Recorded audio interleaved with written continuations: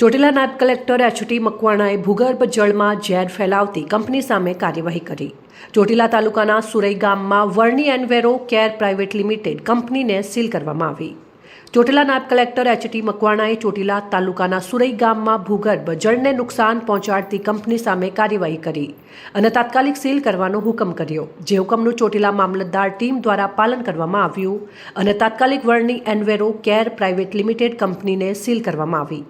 જાણવા મળતી માહિતી મુજબ ચોટીલા નાયબ કલેક્ટર એચ.ટી. મકવાણાએ ચોટીલા તાલુકાના સુરઈ ગામમાં આવેલી Varni એન્વેરો care private limited company સામે કડક કાર્યવાહી કરી છે.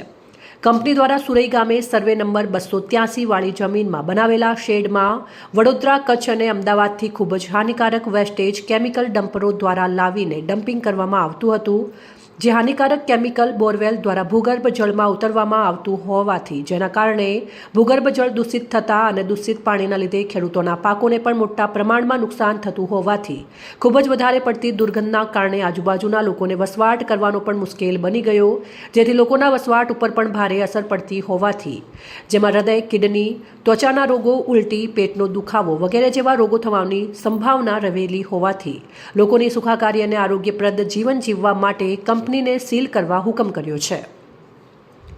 આ હાનિકારક કેમિકલ ડમ્પિંગના કારણે ચોટીલા તાલુકાના સુરઈ ગામ સહિત આજુબાજુના ગામો જેવા કે મોટા હરણિયા, નાનીયાણી, ઝૂંપડા વગેરે ગામોમાં પીવાના પાણી અને સિંચાઈના પાણી પ્રદૂષિત થવાના કારણે ઘણી બધી આડઅસરો અને ખેડૂતોને મોટા પ્રમાણમાં નુકસાન થતું હોવાથી કંપનીને સીલ કરવા હુકમ કરવામાં આવ્યો હતો.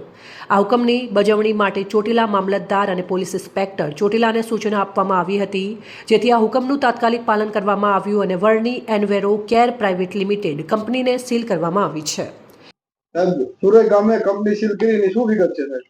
ચોટીલા તાલુકાના સુરઈ ગામે જે કેમિકલ પ્લાન્ટ વર્ની એન્વિરો કેર પ્રાઇવેટ લિમિટેડનો જે આવેલો હતો, જે આજુબાજુના ખેડૂતોને મોટા પ્રમાણની અંદર વેસ્ટ કેમિકલનું ડમ્પિંગ કરી અને ભૂગર્ભ જળને દૂષિત કરી અને આજુબાજુ રહીશોને, ખેડૂતોને વગેરેને ખૂબ જ મોટા પ્રમાણની અંદર જે આડઅસર થતી હતી, એ ધ્યાનમાં રાખીને જે આ કંપનીને બંધ કરવા જે હુકમ કરવામાં આવેલો હતો, જે આજે ચોટીલા મામલતદાર અને તેઓની ટીમ સ્થળ પર જઈ અને કંપનીને સીલ કરવામાં આવેલી છે અને હુકમનું પાલન કરવામાં આવેલું છે. અહેવાલ અફઝલ મુલ્તાની, સંબંધ ભારત ન્યૂઝ, ચોટીલા, સુરેન્દ્રનગર.